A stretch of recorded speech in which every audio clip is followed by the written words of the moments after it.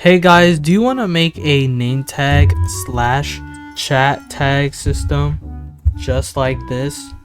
Well, today I'll show you. So the first thing that we're gonna do in this build is create a script in server script service. Alright, and then we're gonna call the script PlayerTagsData. Okay. And we're gonna add a string value, and we're gonna call this player type. Right. And then after that, we will go to the Gloomcraft website and copy the code in it, link in the description. I'm gonna copy this code and paste it into the script. And now I'm gonna tell you what this script does for the tag system. Okay, so over here, as you can see, game.player is a player added, waiting for the player to enter the game, and once they enter the game, it's going to make a folder called tag storage holder. This will hold all the tags. It'll hold all the users tags. So like for example, it's going to hold this one, as you can see, because it's looking into the script and cloning any value that is a string value in this script. So it's going to copy this and then put it into the tag storage holder, and that will hold the player's tag type for the player type. So here it would be in here. Okay, so let's say if I was an owner, it would go into a tag storage holder and go into the value right here, and change the value to be equal to owner. So now your tag will say owner now, because as you can see here, what I do is check if the player type value equals to owner. So if the value equals to owner, it will change the player's username, user tag, which I will make in a second. It will change the username in its text to the player type that value, which it will just put owner here, which is the tag, and I added this little emoji here, and then it would do dot the player's name after the tag. And then these are just colors, text color, the color of the text, and this is the UI stroke that I will add in a second to it, and it will change that color to dark green, and that's basically it. And then this just basically does the same thing, but it checks when the value changes. And then this just checks it when the player is removing, and then saves all the values in it. So actually here there's actually a problem. We'll just change that to string value.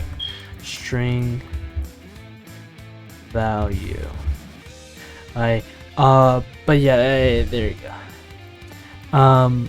This will probably be fixed, guys. I don't know why this is into value for some reason. I'll fix that. By the time this video is out, it's probably going to be fixed. After all that, we are going to make a border, a billboard GUI, but first we're going to go to the avatar, and we're going to go to rig builder, and we're going to just get a blocky avatar, because we just need to test this billboard GUI on a character to see how it would look kind of player in game. So let's add a rig, and let's add a billboard GUI. Okay, and let's call this billboard GUI user underscore tag. Name it exactly how I put it because the script tries to get it, but if you know code, just do your own thing, I guess. But okay, but well, anyways, we're going to add a text label in here, and then we're going to name this text label's username to username, and then we're going to add a UI stroke to this the text. As you can see, it's like in the middle of the player. To just bring it back up, we're gonna go to the size offset, and we're gonna probably set it to like 3 is probably a good number for it. Actually, let's go to studs instead. And we'll do 3. Yeah, I think 3 is pretty good. And let's put always on top, so then it's just, you know, better. You could just, like, if anything's in the way, it'll just cover it because you want to just see the username of the player. So then after that, we're actually gonna scale this first because it does not look like it doesn't scale properly. So if you are a player like right here, you would probably see the username text pretty big. You probably don't want to see that. Let's change like the size to 5,0. I think that's pretty good. And then let's change the Y 0.3. Yeah, I think that's pretty good. And then let's change the username size to 1,0. Okay, which will make it fit to the size of what I put the billboard GUI to. And yeah, that doesn't look that bad, but now the text isn't scaling. So we're gonna go down, we're gonna put text scaled, and we're going to change the font face to Fredoka 1. And then also we're going to put it to white, right? And then also make the background transparency to 1. Now we're gonna go to UI stroke and we're gonna increase its thickness. And yeah, I think that's pretty good. Maybe a little less, actually, no, because I want it to pop out.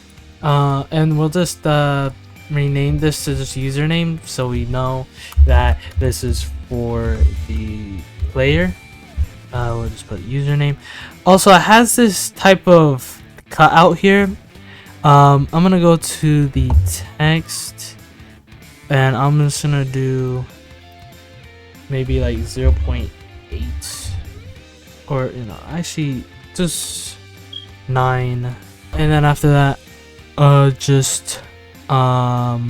yeah, no, we're gonna change this anchor point to 0.5 and the Y 0.5, and then we're going to go to the position and we're essentially gonna do the same thing. We're just gonna do 0.5 and here as well 0.5. And now we don't have the cut out anymore. Okay, okay, I think this is pretty much ready because looks pretty nice. We're going to take the user tag, we're gonna put it right here in PlayerTagsData. Now the second thing we're going to do, well, the second script that we're going to do is a LocalScript. And we're gonna call this LocalScript MessageControl. Okay, MessageControl. Okay, and we're going to paste in the code that is in the website link in the description. Gloomcraft website link in the description. And we're going to copy the code that links to the, you know, the name. So boom, I just pasted the code, and I'm gonna explain this code to you, of course, because we can't just not know what this code does. We need to know what this code does in order to, you know, change it, modify it in any way. So let's so these variables are pretty essential to the code. This is not really that essential, so you could probably delete this. This is not really essential either, because we can get the player by taking their user ID. So this is not really that essential either. So we can just delete those two variables, but these two variables right here, text chat service and players, are pretty essential because text chat service is the thing that gets all the incoming messages, and players is where we get the where we find the player by using the user ID. But let's look more into this code, because this code is more interesting and basically the main part of the script. So here, function message dot text chat message. So what it's doing is it's requiring a instance text chat message, which is getting returned by the variable properties, and if you see instance.new text chat message properties. So this is basically all the properties that you could change in the text chat message service. Basically modifying the player's message, receiving the player's message, basically anything like that, and just you changing the properties. Like basically, if we go to this if then statement, player type equal owner, basically looking at the player type, which is here, checking if it's owner, if it's equal to owner, and if it is, it'll do properties dot prefix text. Alright, and then it's putting it equal to this. Basically, this is just the font of it. So this is a hex code here. This is the color of it. If you want to get, you know, hex codes and stuff, all you have to do is go to Google, and then put color picker on, just write out color pickle, not pickle, what the frick, color picker on Google, and you know, search, and Google has their own basically color picker, and also has all the codes here for you: RGB, CMYK, HSV, HSO, and hex. And basically that's how I got this code. So if you want it to be like a different color, just go to color picker, just, you know, write out color picker in your, you know, search browser, you know, and then you can get the color picker and get the color that you want. Alright, but then after that, what comes after that is the emoji. You can change this emoji if you want. Player type, basically the taking this name here and then putting it right here, so it'd be like this emoji, and then owner, and then after this CSS code, we would do dot message dot prefix text. So this is just basically getting the player's message. This is the player's message right here. It's getting the player's message and putting it right here. And then after that, it's returning all these properties to the incoming message. Basically modifying the player's message, because it's changing the properties of the message. That's all you really have to know. And yeah, I think now if we play the game, it should work. Please work. Oh no, one thing that I have to tell you is that you have to, well, first I need to create the game. Be back in a second. Okay guys, now I'm back, and now after that, if this is already, you know, a game, if you created the game, right, and click permissions, well, actually not permissions, if you click security, you'll see all these permissions. What I'm gonna do, I'm just gonna turn all these on. All you really need is the thing that says enable studio access to game services such as data stores, which is this, but I'm just gonna click all of these, and now as you will see, it should work. And there you go. It worked. It says YouTube. It now says YouTube Nike 890, and it has the owner. It will also have the owner tag there as well.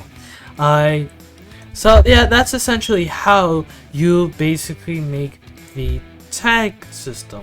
Okay, but now I'm going to tell you how you could have, like, you know, modified this code that I just gave you. Okay, why is it doing this? Why is it? Bruh. And now to modify the script, all you have to really know is to basically just look at this code, and I'm just gonna tell you how this worked. So it just basically in here, in groups, local groups, group service, you know, group service, get groups async dot, you know, player dot user ID, right?